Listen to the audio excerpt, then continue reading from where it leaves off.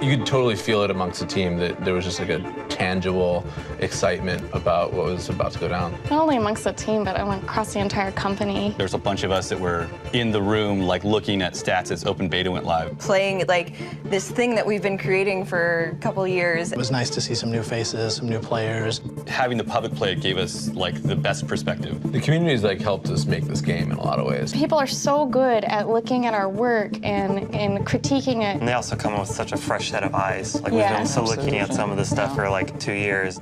And then after we launched the game, we had like this, the team as a whole, we gotta find out our new cadence. How are we gonna support a live game? But we could see kind of the friction that was developing among players, because you had some folks who just wanted to play with Overwatch as a toy, and then you had some folks who really wanted to play Overwatch to win. Season 1 actually really helped us work out what competitive meant to Overwatch. Use it as a way to keep players engaged, get like worth their time and fun. We really want to see Overwatch succeed as an esport, and I think that we can really do some different and unique things with Overwatch that we perhaps haven't seen with other esports. Yeah, the whole team is committed to esports and making it happen in the best way that we know how to do it. And Overwatch League is just so many unknowns and so much potential and so much excitement. And it's just like such an amazing feeling to see something that you worked on like slowly becoming an actual sport. I mean, it's something very special. We had a great response to the first set of Overwatch animated shorts, and so obviously we're really excited to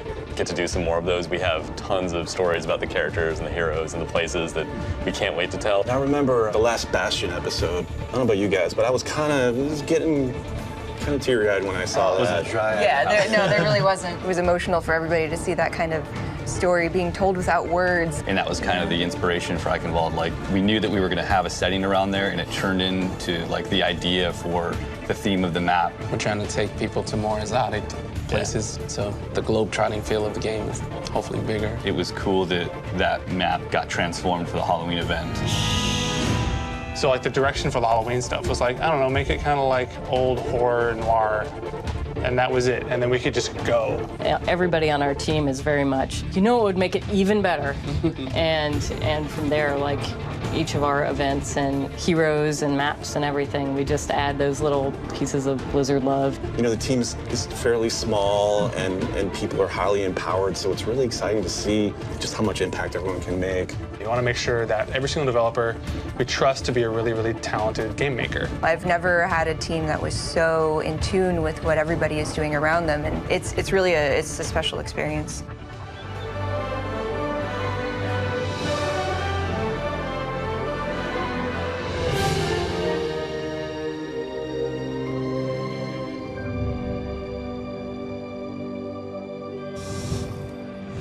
Wow.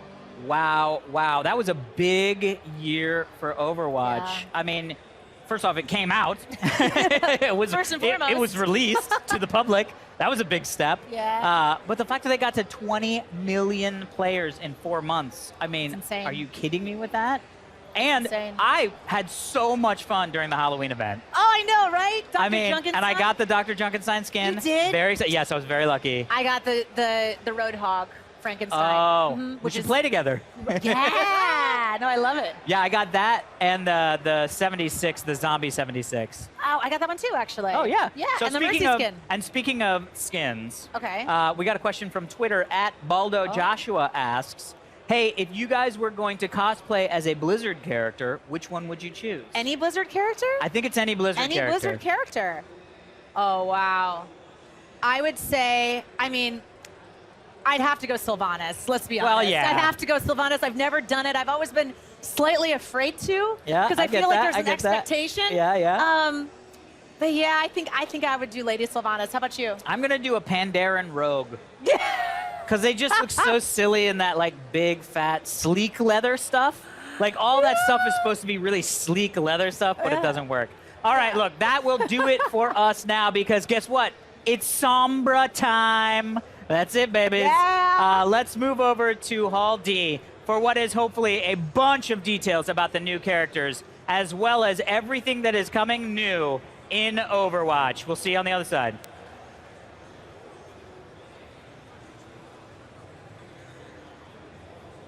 Welcome to the Overwatch What's New panel.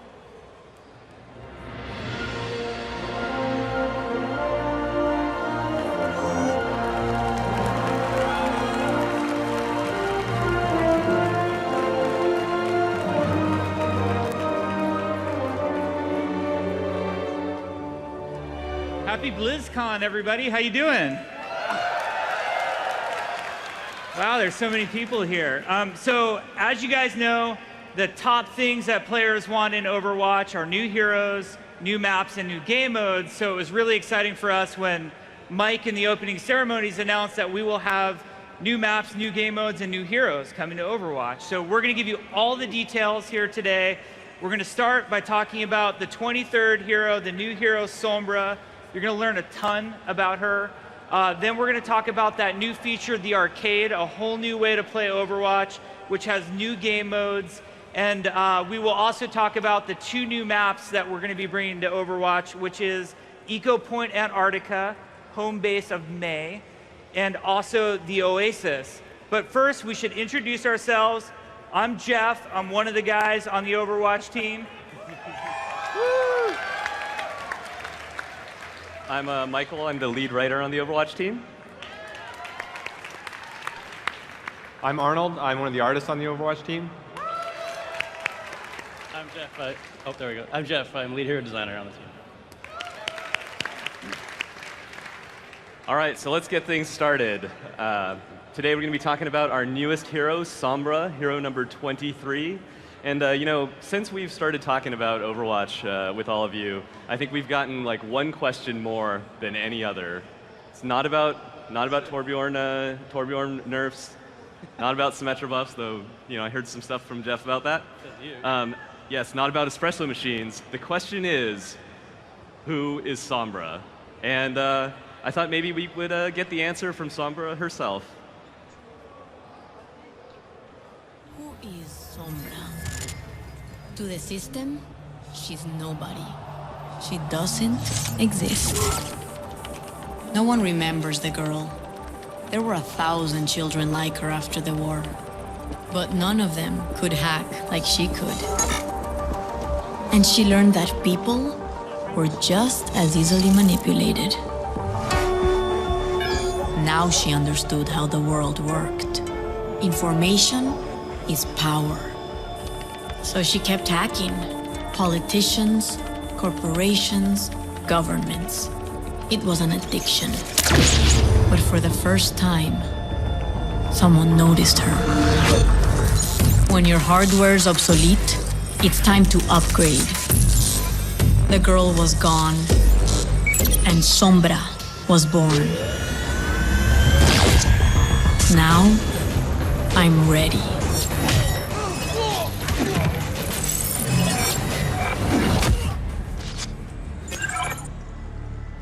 I'll find out who really runs the world. I'll find their weaknesses and how to exploit them. And when I do, I'll be the one pulling the strings. Who is Sombra? You'll never know. Adios.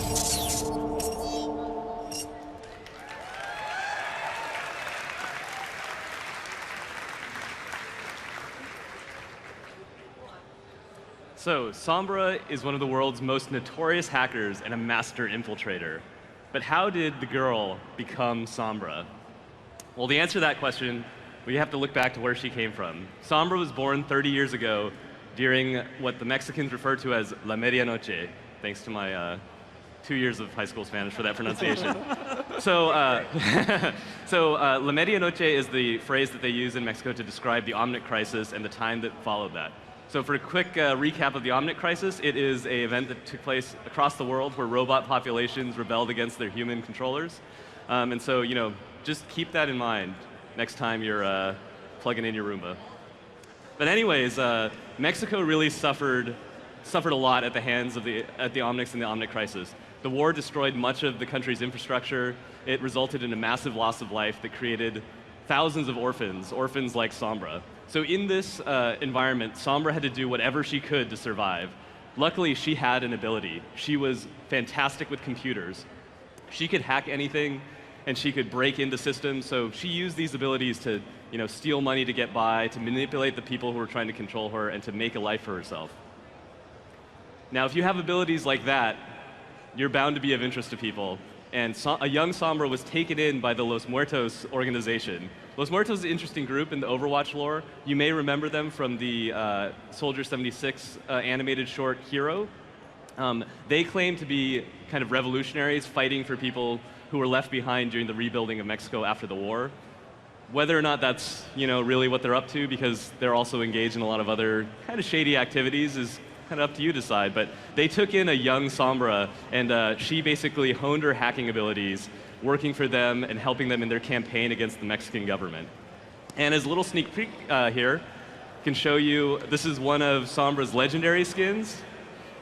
So this is what a young Sombra would have looked like as a member of Los Muertos. So as a member of Los Muertos, Sombra basically, she was hacking the Mexican government, and she just kept going deeper and deeper into the world and executing more and more audacious hacks. And it wasn't just that she was good at it, it's actually something in her personality, like she wants to do it. She has this thing where if there's a mystery, she wants to solve it. If there's a lock, she wants to break it. And so she would investigate, corporations, the government, famous people. And in fact, Sombra gave me a little hint today that a very important person in the Overwatch universe's birthday is today. And that's Mr. Jeff Kaplan here. So I think, happy birthday, Jeff. So Sombra, while investigating the Mexican government, she stumbled upon something. She found a conspiracy, or what she believed to be a conspiracy, that was at the heart of a lot of the events that were taking place in the Overwatch universe. And obviously, with her curiosity, she wanted to know more about this. So she started investigating it. But the thing was, Sombra can be a little overconfident, and she wasn't ready, and the conspiracy struck back. They found out who she was, and they went after her. Overnight, she had to go underground. She had to delete every trace of her existence and basically become a ghost. She spent years during this time. She was repairing herself, getting ready to strike back against that conspiracy. So, she got these upgrades done to her, which you can see in her awesome art. She basically became the computer. She doesn't need a computer to hack anymore. She has all sorts of upgrades. And with that, she became a much more capable hacker than she ever was, and that attracted new suitors. And in this case, it was the Talon organization, who could totally make use of one of the world's best hackers. And so, as a member of Talon, she executed even more audacious hacks. I know, even more. She struck against corporations like Lumerico, Volsky Industries, as you saw in the animated short this morning. And basically, while she's currently in league with Talon, she's a really interesting character because she's really in it for herself. She wants to find out this conspiracy. She wants the power of this conspiracy for herself. And I think that it's something we'll see as we go throughout the story, what exactly Sombra's endgame is.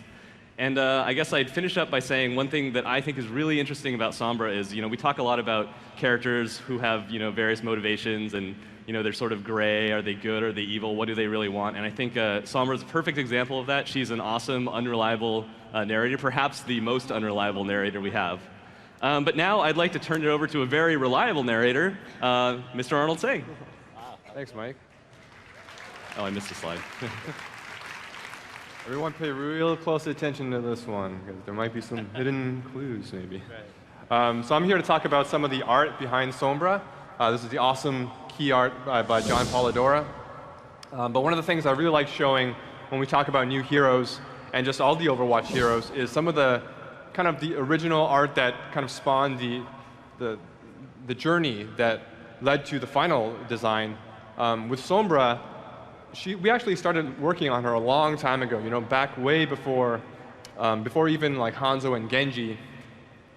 We had this idea, I think Jeff had an idea called the Omni Blade, which was like this throwing dagger, throwing star hero. And we did a sketch of her, and we thought it was really cool. Like, she had all these like throwing knives, as you can see in the image there. We tried a couple of flavors where she had a more of a Mexican theme, and that's where we came up with the name Sombra. As you can see, she's kind of this very agile, very stealthy hero. But they ended up stepping on some of the, or her abilities ended up going to some of more well-known Shimano brother heroes, right? Yeah. I mean, Hanzo ended up. She used to have this ability to throw. There you go. He used to have this ability to throw a dagger, and it would reveal people. And you guys know that now as Hanzo's sonar arrow. So she was real early on, and she never really got past the paper design stage. Actually, she was just sort of, one up and coming one that we're going to do. But once we started getting into the ninjas, they couldn't help but pillage some of those ideas and use them there. Yeah, the Shibata Bros spoils everyone's fun. I don't know about that. But we ended up shelving that idea. But then there was a new idea that you guys had that was like a stealth hacker. So we thought that idea of hacking and stealth felt like it was in sync with that Sombra concept that we did early on. So we took that idea with some of the information now that we know from the abilities, like she can stealth, she can hack, and tried to fit that idea of this Sombra character around that. And this is a new concept that we came up with that kind of fits into that. You can see kind of clues of how her suit kind of looks like her final design now, and those hacking tendrils that are also a very prominent part of her look. One of the things that you'll notice different from this design, from her current design, is that she has a hood and she has a very longer coat. And you might actually even recognize the silhouette of this image. We were doing this development of Sombra at the same time as we were doing one of our other heroes, Ana. And Ana was also a hero that had a silhouette that used a hood and a longer jacket. So we felt like, because their silhouettes started getting very similar, we decided to steer Sombra a little bit further away from that, and that ended up with our concept for Sombra today. So this is the final concept of Sombra by Ben Zhang. Ben did basically all of the concept art for Sombra, developed all the abilities and look for her. Again, like you can see, she still has that stealth suit, the thermoptic camo suit, and also her hacking tendrils. And the hacking tendrils was one of it was a very cool, very cyberpunky aesthetic that the look we're really excited about, but we were kind of uncertain how it would work with gameplay. But then Ben did some very cool motion concepts, and here's an example of how we kind of developed the look of the hacking tendrils in a first-person kind of concept, and also a look at the concept for Sombra's thermoptic camo, which is an ability that allows her to be stealth and totally unseen to the enemy, but allies still need to see her. So we had to come up with a look that allies could see you, but you still looked stealth. So that's where you see on the right side there. In addition to these concepts, we also developed Sombra's kit even further. We knew that she'd be hacking a lot with her left hand, and here's an example of some of the more detailed concepts we do of her kind of hacking hand and how all those details work together. And we also have the concept of her translocator, which some of you guys might recognize from the cinematic we just showed, and actually has a very familiar shape to it. Yeah, let's just say that Winston and Tracer are not big fans of Sombra's work. She hacks everything. Sombra also has the machine pistol, which Jeff will talk a little bit more about on the gameplay side, but on the art side, we're really excited to have this type of weapon because the SMG kind of machine pistol look resonated a lot with the kind of cyberpunk theme, and also worked really well gameplay-wise. One of the things, very interesting things we tried with the machine pistol was to get the ammo counter to have a very specific look to it. Early on we tried like a binary counter, which you see on the bottom right there, but it got a little bit busy and a little bit confusing, so we ended up with like a hexadecimal counter. And I'm not a programmer, so I have no idea what it means, but I think it looks really cool, and it kind of speaks to our hacker theme. So in addition to these concepts, with new heroes, we always do motion studies, movement studies. And what these help us to do is kind of inform the animators and all the other developers on how the character moves, the kinds of poses they strike when they do their abilities. For example, here's Sombra kind of running around with her machine pistol, getting ready for EMP. So some of those poses are really important in developing the movement suite of the hero. And as kind of Mike teased earlier, the Los Muertos skin for Sombra, a concept by John Polidoro, here's a sneak peek for Sombra's other legendary skin, the cyberspace skin. This one's by Chung Ali, and we love the cyberpunk aesthetic so much we wanted to double down on it and show an alternate take on how Sombra might look like in the Overwatch universe. So that's just a little bit of the art behind Sombra. So here to talk about more of her abilities is Jeff Goodman. All right. All right, so let's talk about some of our gameplay. So as Aaron and Mike showed you guys sort of, or talked about a lot of the background of the story and the background of the art and how we got to where we are, I can let you guys know about sort of the background of her gameplay.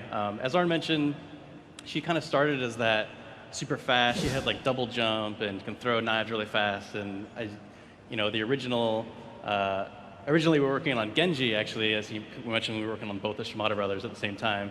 And Genji's original design was the super kind of slow stealth, stealth kind of backstabber who would like stealth up behind you and just one-shot you. It's like that's sort of what everyone expects. It's not really that fun, as it turns out. We got a lot of interesting feedback from people internally. It was like, all right, well maybe we need to go another direction here. So we sort of decided that another really cool fantasy for Genji would be what we sort of had originally planned for Sombra, really fast, could get in, get out, throwing projectiles, things like that, and it worked out really well for him. So it sort of ended up shelving the concept of Sombra for a while, but we really liked the concept and some of the original abilities still, so we sort of knew we would want to come back to it at some point.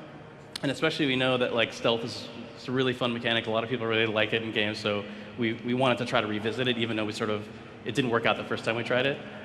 So we sort of built her with the idea that, well, if we're going to start with a stealth character and we don't want her to be terrible to play against, what does that mean? So we thought, well, the biggest thing is she's not going to be as lethal as a Reaper up close or a Tracer up close or something. She can't have that, but she can have other tools that an infiltrator type character would love to have. So I'll show you guys exactly what her kit is and break it down here for you guys. So she has this machine pistol, pretty basic weapon. It's sort of similar to Tracer's weapons in a way. The big difference is it doesn't do as much damage like in a really short window. Like Tracer can blink up on you and unload her magazine really fast and get away. Sombra's got a giant magazine. She can actually hold down the button for quite a while. So in a way she can kind of, when she's back infiltrating the enemy lines back behind people, she can poke at people and try to take out people who are low health and get away. She's extremely evasive. Her alternate fire is the ability to hack, of course. Wouldn't be a very good hacker if she couldn't hack anything. So first thing she can do, she can hack players. She can hack a couple different things. She can hack players, health pack, as you can see here, and she can hack Torbjorn turrets as well. If you hack a player, it disables their abilities for a little while. It doesn't disable their weapon, but it disables their abilities. It's like a silence for those of you guys who played a lot of other games and stuff. So we haven't done that kind of thing before. It's interesting because it's kind of asymmetric. Like if you hack 76, it's not super amazing, but if you hack Reinhardt, it's devastating, right? So picking your targets and knowing the timing of when to hack and who to hack is really important for her. If you hack a health pack, as you see there, she gets her little hack symbol above it, and you're sort of locking up that health pack for your team, so the enemy team can't pick it up anymore, and it lasts quite a while, so she can go around the map and sort of lay the groundwork for your team while you're behind the enemy lines. It also makes the respawn much, much faster, and she actually gets heal credit for it, which is kind of awesome. I've gotten like silver medal before healing with her. It's awesome. If you can hack a Torbjorn turret, it doesn't destroy it or convert it or anything. It stuns it for quite a while. So if it's shooting somebody and you get back there and you can hack it, your team can run in and you don't have to worry about the turret anymore. It's going to be shut down. It's really good. I know that a lot of people don't like Torbjorn, so there you go. Her first ability is called Thermoptic Camo. It's a stealth ability, as you might expect. You've probably seen it a bunch of times now in all these videos. It makes you completely invisible to the enemy. That's the question you sort of get real early often, is can you see a shimmer or anything like that? No, you don't see anything. When she's there, she's completely gone. Your team can see her all the time, which is what you see in this video. That's what she looks like to your team. If you take damage at all during this, it breaks you out, so you don't want to just storm into the front lines and into the choke points when Junkrat spamming his bombs, something like that. It's not going to end well for you. But she is about infiltration, so then you're thinking, well, if I can't stealth the choke, how do I get there? And that brings me to the next ability, which is the Translocator. This ability is almost more marquee than stealth. This ability is extremely flexible. You can throw it like a grenade. You can throw it really far, actually, and it will stick to the ground. And it lasts for, I think, 15 seconds right now. It's quite a long time. And at any time later, within that 15-second window, you can hit the button and instantly teleport to that location.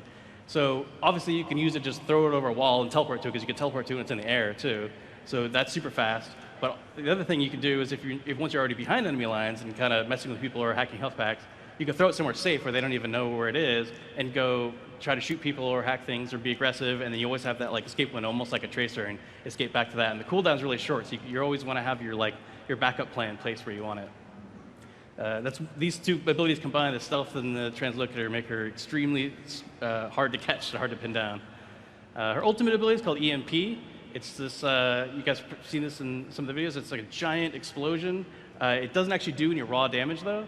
First thing it does is it applies hack to everybody. So what her normal alternate fire does, where you can hack everything, you can see that even the turret there, it'll shut that down, so it hacks all the players and everything. So it's like a really fast way, because normally the hack is a sort of channeled beam attack, so you can just instantly hit everybody with that and silence everybody, right? They can't use any of their abilities.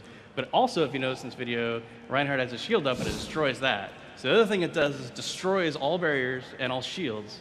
So that means, obviously it's devastating to somebody like Reinhardt, but also characters like Zarya or Zenyatta that have shields, it actually kind of does do damage to them because it takes a chunk of their health out, which is represented by shields for those characters. Also, it's amazing versus Lucio's ult, obviously, because it's just like this big shield buffer and she just takes it all out, if you time that right.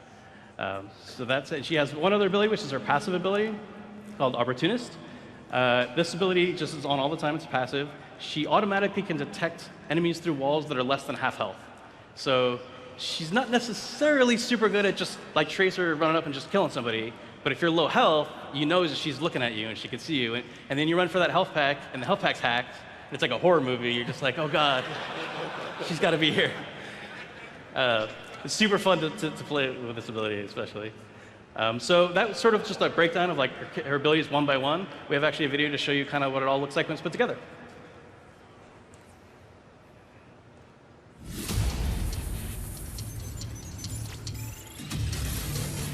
Unauthorized person detected. If you hold the information, you hold all the cards. Hack complete. They're over here.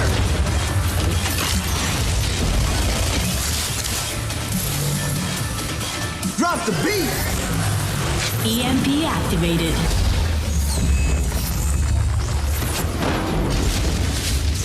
Bet you didn't see that coming. Hacking the turret. I need healing. Back into the shadows.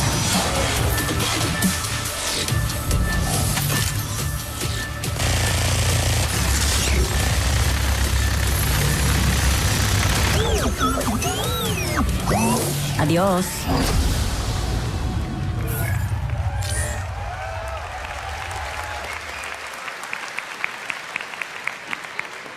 That Lucio is so bummed he blew his ult right there. He was already on the forums. That's a forum post right there. Like, Lucio mains. Why, Blizz?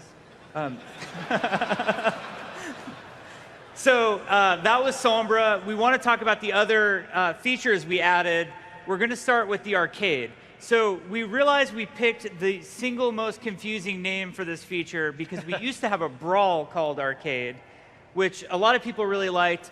The brawl still exists, and we now call it Total Mayhem. But Arcade is a new place. So you'll go to the play menu. You guys recognize this. This is the play menu. And now, instead of Weekly Brawl, you're going to see something called Arcade, and it looks like this. So now there are a lot of new ways to play the game. We were really interacting a lot with the community and listening to what you guys had to say. And we kept hearing like this desire for new game modes, which was tricky for us because if we introduce the wrong type of game modes, it really screws up the flow of quick play and competitive play. At the same time, we were hearing the feedback that our weekly brawl didn't have enough oomph to it, and that you also really wanted a reward for the weekly brawl. So we sort of undone the whole thing, rethought about it, and created this area now of Overwatch called the Arcade, which we plan to curate over time. So I don't know if that means that every month we're going to change it or every 2 months. It's one of the things that we're going to figure out along with you guys, seeing what you respond to, seeing what you're playing a lot. Should certain things be featured more? Are certain things not getting much play? Should we segue them out? But let's start with the rewards. So when we introduce a new game mode, we're going to be able to give you a single one-time loot box reward just for playing and winning the game mode. So now you have a motivation. When we add something new, you can go, get that loot box. I'm sure there's no duplicates in it, so it will be awesome. It's going to be the best one. Make sure you fraps it when you open it. Then after that, we added, so the request that kept coming that we would hear very frequently is, please, for the weekly brawl, give us a loot box each time we played and won the weekly brawl. But what's better than one loot box? 3 loot boxes. Yeah, well, actually 2 is mathematically better also. But so we added a weekly reward system to the arcade. And the way this works is if you play 3 matches and win, you have to win, you will get a loot box. You can do that again, rinse, repeat, up to 3 loot boxes. And then it goes on cooldown for the week. So each week you can get 3 loot boxes. The time resets for everybody at the exact same time. We promise it won't happen an hour early. Don't be mad. But that's the reward system. The other cool thing about this is we designed it in such a way that rather than forcing you to play a particular mode of the arcade, we allow you to pick whatever you like in the arcade. So you could get those 9 wins all in the same mode if that's what's fun for you, or you can hop around to different modes. It's really your choice. So the new modes, we're going to start with one of my favorites. It's called Mystery Duel. It's a mystery. That's all we have to say. We're not going to talk. You guys can figure it out. And moving on to the next one. Yeah. So Mystery Duel. So we wanted to add, we've run into this thing, and I'm sure you guys have run into it too, like you play a match against somebody or somebody on your team or other team, and you have that like, come on, dude, let's 1v1. Let's figure this out, you know? And, also, I know there's a lot of people who are upset at the matchmaker or they blame their team. I'm in ELO hell and my teammates, I am the world's best Genji, but my teammates are terrible. They're holding me back. Well, for you, we have Mystery Duel because it's just up to you to win or lose on your own. So, so the way Mystery Duel works is it's actually a best of 9. So whichever person gets to 5 wins first will win the whole thing. And each round, the game randomly selects a hero. So it might be Junkrat, it might be Widowmaker, it might be 76, but you and your opponent have to play the same hero. So it's perfectly matched, evenly fair. I'm sure somebody's going to find a way to find one side to be overpowered in it, but Symmetra is strangely fun in this mode. I don't know how that worked out. It's like Southside Junkrat is so OP. Somehow. You guys will figure out a way. I know it'll happen. So to play to play 1v1, like, we started fooling around with this idea, and at first we didn't know what maps it would work on. We were trying it on some of our assault maps or our control maps, but they're really too big. They were built for 6v6 gameplay. So we built a custom map. It's called Eco Point Antarctica, and we think it's a really fun map. It was designed for smaller skirmishes, so things smaller than 6v6, or we've even run some 6v6 modes in these, but when we want them to be more immediate and more intimate. It's got great side hallways for the Reaper, it's got some really great sight lines for Widowmaker and Hanzo, really great deke routes all over it. The other cool part is it's basically the home base of Mei, one of our favorite heroes, so it provides some story background too. Yeah, actually this map's really exciting because it provided us with an amazing opportunity to get into the backstory of Mei. So in case you don't know, Mei was a scientist in Overwatch before it was shut down, and she was stationed at Eco Point Antarctica, where she was studying climatology and specifically these kind of mysterious, severe weather conditions that were happening around the world. And so basically, this was the place where she was camped out at, or she was based in, and one of these really unexpected polar storm hits the base. The scientists there were forced to cryogenically freeze themselves after they ran out of supplies, because what I would have the only way you can, That's our plan too. Standard if a polar storm ever hits Irvine, that's what we're doing. And so basically they said, okay, we'll freeze ourselves for a few months, Overwatch will come and rescue us. But that rescue never came, and Mei was not unfrozen for almost a decade. So on this map, you'll be able to find out a little bit more about what Mei's life on the base was, and a little bit more of her backstory. Yeah, so that's the Eco Point Antarctica, and to really feature it, we were adding another mode. So not only do you have Mystery Duel, the 1v1 mode, but we added a 3v3 elimination mode as well. So this one, you play multiple rounds, best of 5, so whoever gets three wins first. Now the way this works is you can either group up with friends, just like quick play or competitive, or you can go in solo by yourself and we'll put you with a team. You'll be on a team with 2 other people facing off against another team of 3. You guys can pick whatever team composition you want each round, but once you pick that team composition, you're locked in for the round. So, in this example, they picked Winston, Zarya, and Mercy, and it is a elimination round. So what that means is if Mercy, in this case, runs out and dies right away, she's not available for her team. It will play out however it goes, so it's now a 3v2.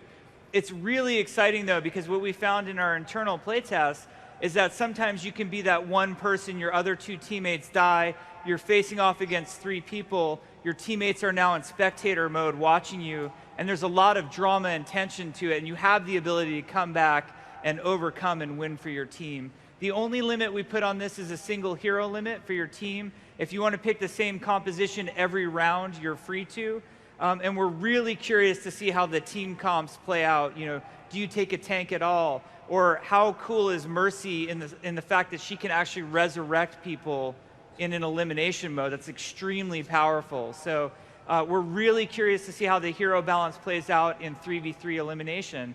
Now, some of the modes coming to the arcade are old favorites. So Mystery Heroes, we've heard a lot of desire that Mystery Heroes should be around more, and I want to play Mystery Heroes. It's one of my favorite ways to play. For those of you not familiar with Mystery Heroes, it's simply a mode that takes place on our normal quick play maps and game modes, but you're not allowed to pick what hero you have. The game will pick for you. You might have the world's best team comp. You might have a terrible team comp. Who knows? It's Mystery Heroes, but it's a lot of fun. So we put an old favorite in there so people would have something to play.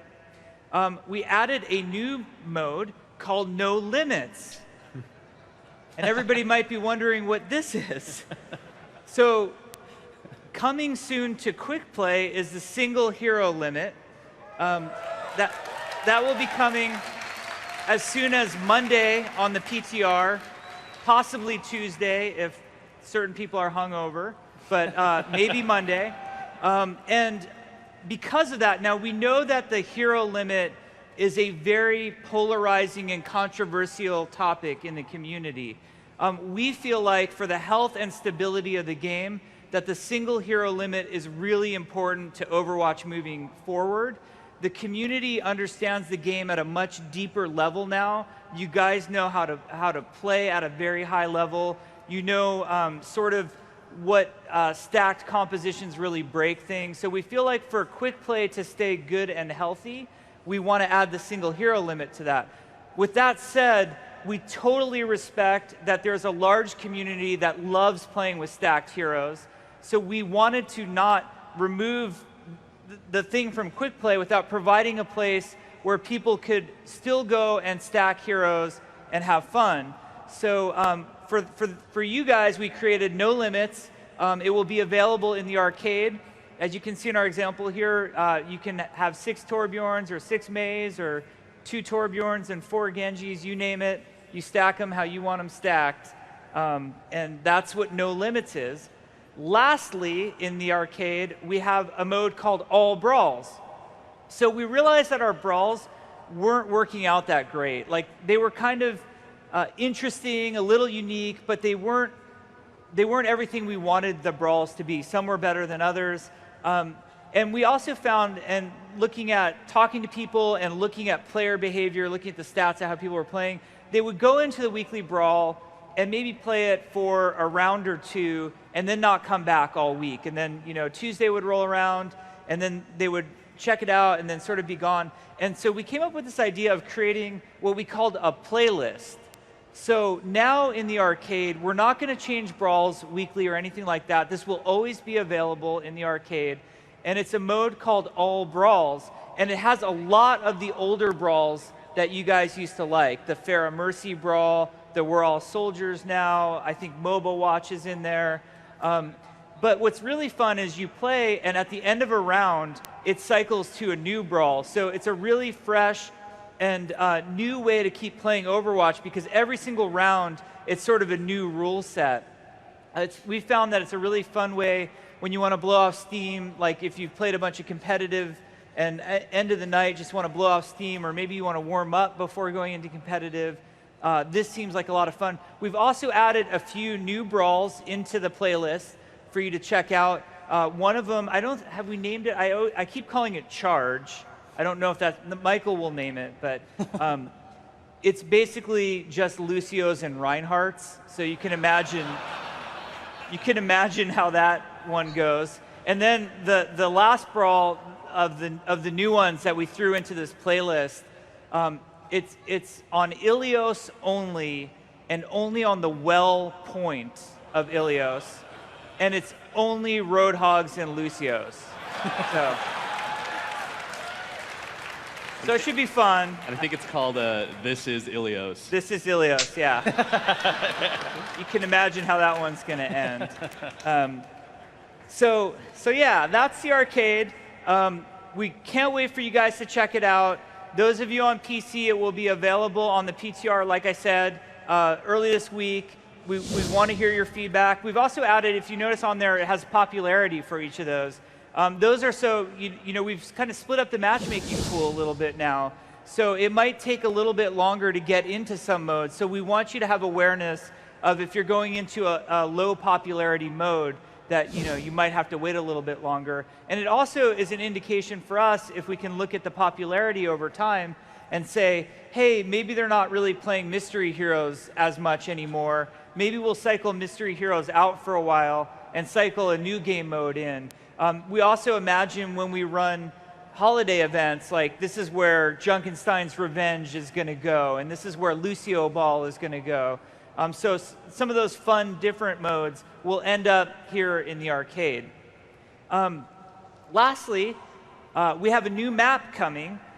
This one is a control map, so it's like Nepal, Lijiang Tower, or Ilios in that it's that King of the Hill game mode. We call it control. The rest of the world calls it King of the Hill, but we're sticking with it. And this map, I think, is a lot of fun for a lot of different reasons. Each of the points, like our other control maps, get built with different gameplay in mind. So we're trying an experiment on the, I keep calling it the first point of Oasis, but really it's the center city point of Oasis. We're trying out a jump pad, Overwatch's first jump pad. Those of you who are a fan of 90s shooters will know how awesome jump pads are in shooters. And what we didn't realize, like we knew a jump pad would be cool, and the jump pad sort of allows you to get up really high to a very good strategic location over the capture point. But what we didn't really think about until we started playtesting was how much fun you could have with some of the hero abilities and the jump pad. So suddenly, McCree's Deadeye or 76 Tactical Visor, Bastion. 50 meters in the eye. Bastion transforming. Yeah, or Bastion. It's kind of crazy, and I know you guys will figure out even cooler stuff than we've been able to figure out so far. But also, just the map is cool, and it's a chance for us to talk more about cool Overwatch places. Yeah, and I'm surprised you didn't say anything about those robot waiters there. That's a big feature on this map. No, so Oasis is set in the Arabian Desert in the Middle East. We were thinking about what new locations we wanted to do, and we really wanted to have a map set there using a lot of the architectural cues and stuff like that. And I think that what you can see here is that it is a really advanced city. So the backstory of the Oasis map is that it was founded by scientists, and these scientists were looking for a way to really push the boundaries of what modern science at the time could do, but because of regulations or whatever, they weren't allowed to. So they founded the city as like a testament to the ingenuity of humans, and what better way to show that off than by turning the middle of a desert, this very unlivable place, into one of the most technologically advanced and wonderful cities in the world.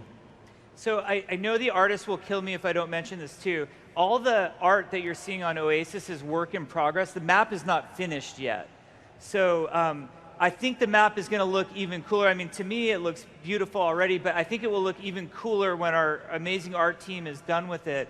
Now, the plan for Oasis is, hopefully, if everything goes right and there's no disasters, Oasis should be on the PTR sometime in December. That's our goal.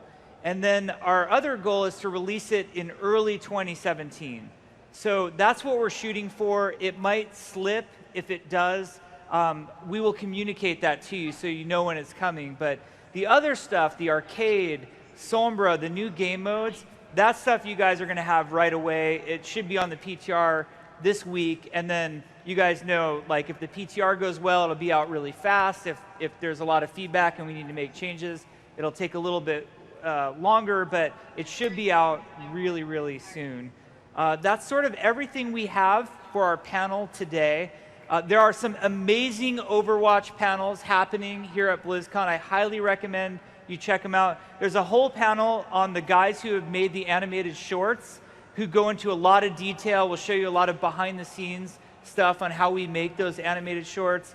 There's an amazing play-by-sound panel happening tomorrow morning. Our sound guys are fantastic. They have some special surprises for you, special guests that you might recognize in that panel. And then we know how much you guys like Q&A, and usually we rush through Q&A at the end of the panel. What we're going to do this time is tomorrow's panel at the end of the day is entirely dedicated to Q&A, a whole hour of just Q&A. We will answer all of your questions. We'll have some of us who are up here right now and even more developers to talk about all things Overwatch. It's been an amazing year and an amazing launch. We can't thank you guys enough. We couldn't wish for a better player base than you guys have been. We will keep making the game awesome, and have a great BlizzCon. Thank you guys. Thanks, guys.